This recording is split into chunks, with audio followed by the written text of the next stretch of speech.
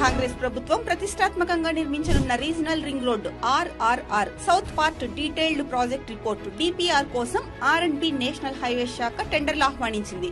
November 25వ తేదీ నుంచి Telangana website నుంచి టెండర్లను డౌన్లోడ్ చేసుకోవాలని నోటిఫికేషన్ లో పేర్కొంది. దీనికి డిసెంబర్ 16 వరకు గడువు విధించింది. ప్రాజెక్టు కన్సల్టెంట్ ఎంపికకు ప్రభుత్వం పలు అర్హతలను ఖరారు చేసింది. సుమారు 500 కిలోమీటర్ల హైవేలకు DPR రెడీ చేసిన అనుభవంతో పాటు వేల కోట్ల రూపాయలలో రోడ్లు నిర్మించిన అనుభవం ఉండాలని తెలిపింది.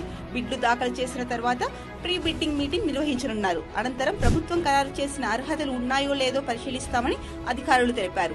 నార్త్ సౌత్ 2 భాగాలుగా నిర్మిస్తున్న ఈ ప్రాజెక్టులో నార్త్ పార్ట్స్ కు ఇప్పటికే కేంద్ర ప్రభుత్వం నేషనల్ హైవేస్ హోదా ఇచ్చింది. ఉమ్మడి మెదక్ జిల్లాలోని సంగారెడ్డి నుంచి ప్రారంభమై రంగారెడ్డి జిల్లా చేవెళ్ల, శంకర్పల్లి మీదుగా మహబూబ్ నగర్ లోని ఆమనగల్లు, కందుకూరు, ఇబ్రహీంపట్నం నుంచి నల్గొండ జిల్లా చౌటుప్పల్ వరకు మొత్తం